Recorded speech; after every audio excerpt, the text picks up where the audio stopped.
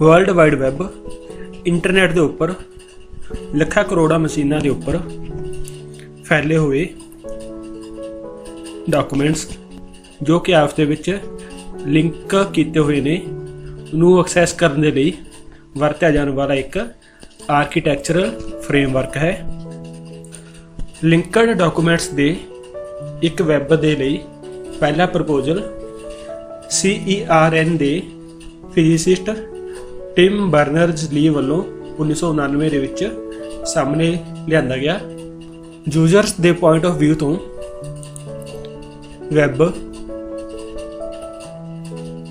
ਇੱਕ ਬਹੁਤ ਵੱਡਾ world wide collection of documents ਜਾਂ ਕਲੈਕਸ਼ਨ ਆਫ ਵੈਬ ਪੇजेस ਹੈ।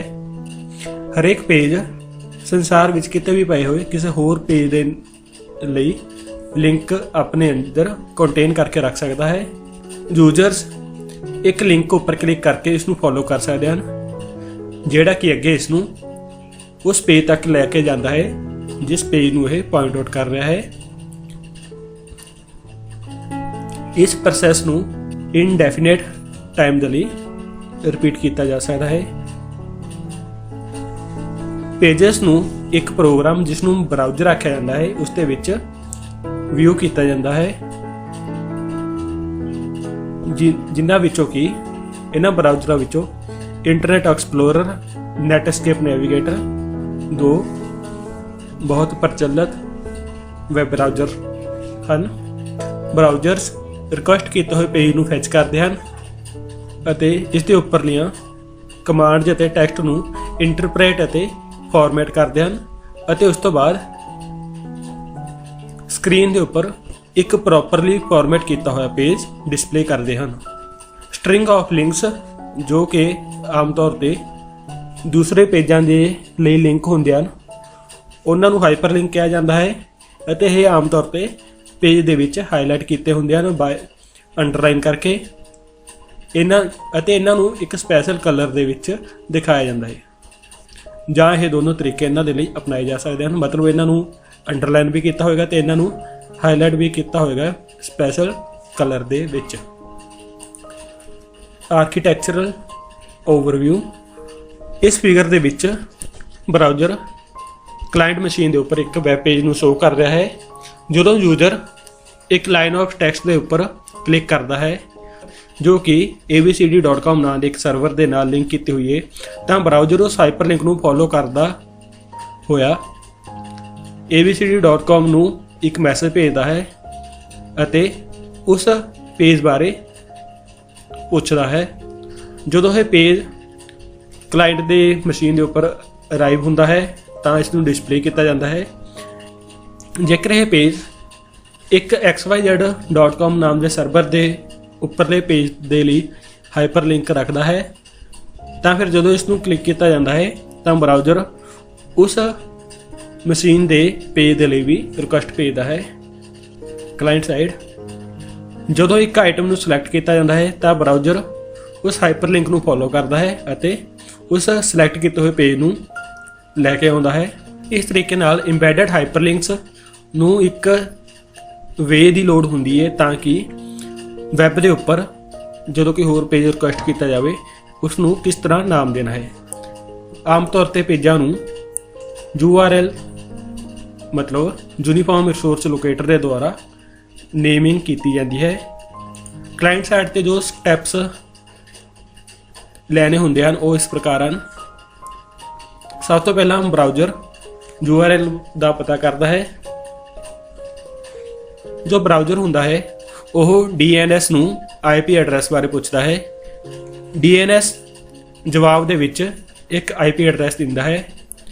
ਬਰਾਊਜ਼ਰ ਉਸ IP ਐਡਰੈਸ ਤੇ ਪੋਰਟ ਨੰਬਰ 80 ਦੇ ਉੱਪਰ ਇੱਕ TCP ਕਨੈਕਸ਼ਨ ਬਣਾਉਂਦਾ ਹੈ। ਇਹ ਇਸ ਤੋਂ ਬਾਅਦ ਉਸ ਕਨੈਕਸ਼ਨ ਦੇ ਜ਼ਰੀਏ ਉਸ ਫਾਈਲ ਦੇ ਲਈ ਰਿਕੁਐਸਟ ਕੀਤੀ ਹੋਈ ਫਾਈਲ ਦੇ ਲਈ ਇੱਕ ਰਿਕੁਐਸਟ ਕਰਦਾ ਹੈ। ਜੋ ਸਰਵਰ ਹੋਏਗਾ ਉਹ ਫਾਈਲ ਨੂੰ ਭੇਜਦਾ ਹੈ। ਉਸ ਤੋਂ ਬਾਅਦ ਜੋ TCP ਕਨੈਕਸ਼ਨ ਹੁੰਦਾ ਉਸ ਨੂੰ ਰਿਲੀਜ਼ ਕੀਤਾ ਜਾਂਦਾ ਹੈ। ਉਸ ਤੋਂ ਬਾਅਦ ਜੋ ਬਰਾਊਜ਼ਰ ਹੁੰਦਾ ਉਹ ਸਾਰਾ ਟੈਕਸਟ ਅਤੇ ਇਮੇजेस ਫਾਈਲ ਵਿਚਲੀਆਂ ਉਹਨਾਂ ਨੂੰ ਫੈਚ ਕਰਦਾ ਹੈ ਅਤੇ ਡਿਸਪਲੇ ਕਰ ਦਿੰਦਾ ਹੈ। ਸਾਰੇ web pages standard HTML language ਦੁਆਰਾ ਲਿਖੇ ਜਾਂਦੇ ਹਨ ਤਾਂ ਕਿ ਸਾਰੇ ਬਰਾਊਜ਼ਰ ਇਸ ਨੂੰ ਅੰਡਰਸਟੈਂਡ ਕਰ ਸਕਣ।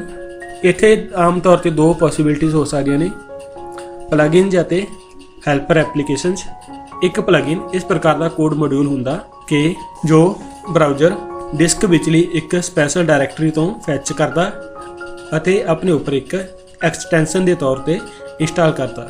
ਇੱਕ ਬਰਾਊਜ਼ਰ ਨੂੰ ਐਕਸਟੈਂਡ ਕਰਨ ਦਾ ਦੂਸਰਾ ਤਰੀਕਾ ਹੈਲਪਰ ਐਪਲੀਕੇਸ਼ਨ ਦੀ ਵਰਤੋਂ ਕਰਨਾ ਹੈ। ਇਹ ਇੱਕ ਕੰਪਲੀਟ ਪ੍ਰੋਗਰਾਮ ਹੁੰਦਾ ਹੈ ਜੋ ਇੱਕ ਸੈਪਰੇਟ ਪ੍ਰੋਸੈਸ ਦੇ ਤੌਰ ਤੇ ਜਾਂ ਬਰਾਊਜ਼ਰ ਦੇ ਵਿੱਚ ਰਨ ਕਰੇਗਾ।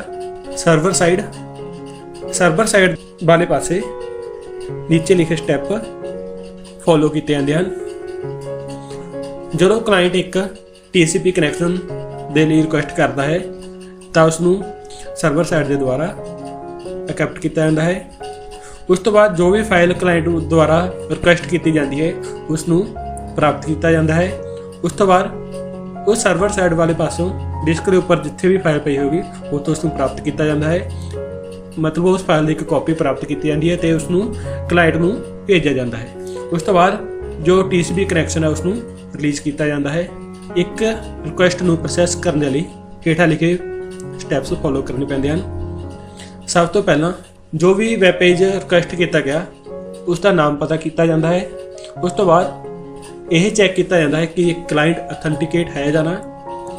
ਇਸ ਦੇ ਲਈ ਕਲਾਇੰਟ ਦੀ ਅਥੈਂਟੀਕੇਸ਼ਨ ਜਾਂਚੀ ਜਾਂਦੀ ਹੈ। ਉਸ ਤੋਂ ਬਾਅਦ ਕਲਾਇੰਟ ਦੇ ਉੱਪਰ ਐਕਸੈਸ ਕੰਟਰੋਲ ਪਰਫਾਰਮ ਕੀਤਾ ਜਾਂਦਾ ਹੈ। ਉਸ ਤੋਂ ਬਾਅਦ ਵੈਬ ਪੇਜ ਦੇ ਉੱਪਰ ਐਕਸੈਸ ਕੰਟਰੋਲ ਪਰਫਾਰਮ ਕੀਤਾ ਜਾਂਦਾ ਹੈ। ਉਸ ਤੋਂ ਬਾਅਦ ਕੈਸ਼ੇ ਮੈਮਰੀ ਚੈੱਕ ਕੀਤੀ ਜਾਂਦੀ ਹੈ ਤੇ ਅਗਲੇ ਸਟੈਪ ਦੇ ਵਿੱਚ ਡਿਸਕ ਦੇ ਵਿੱਚੋਂ ਰਿਕੁਐਸਟਡ ਪੇਜ ਨੂੰ ਫੈਚ ਕੀਤਾ ਜਾਂਦਾ ਹੈ। ਇਸ ਤੋਂ ਬਾਅਦ ਮਾਈਮ ਦੀ ਟਾਈਪ ਨੂੰ ਡਿਟਰਮਾਈਨ ਕੀਤਾ ਜਾਂਦਾ ਹੈ ਤਾਂ ਕਿ ਰਿਸਪੌਂਸ ਦੇ ਵਿੱਚ ਇਨਕਲੂਡ ਕੀਤਾ ਜਾ ਸਕੇ। ਉਸ ਤੋਂ ਬਾਅਦ ਹੋਰ ਜੋ ਇਸ ਦੀਆਂ ਛੋਟੀਆਂ-ਮੋਟੀਆਂ ਗੱਲਾਂ ਨੇ ਉਹਨਾਂ ਨੂੰ ਧਿਆਨ ਵਿੱਚ ਰੱਖਿਆ ਜਾਂਦਾ ਹੈ ਤੇ ਉਸ ਤੋਂ ਬਾਅਦ ਇੱਕ ਰਿਪਲਾਈ ਕਲਾਇੰਟ ਨੂੰ ਭੇਜਿਆ ਜਾਂਦਾ ਹੈ ਅਤੇ ਇਸ ਭੇਜੀ ਗਈ ਰਿਪਲਾਈ ਦੀ ਇੱਕ ਐਂਟਰੀ ਸਰਵਰ ਦੀ ਲੌਗ ਫਾਈਲ ਦੇ ਵਿੱਚ ਪਾਈ ਜਾਂਦੀ ਹੈ।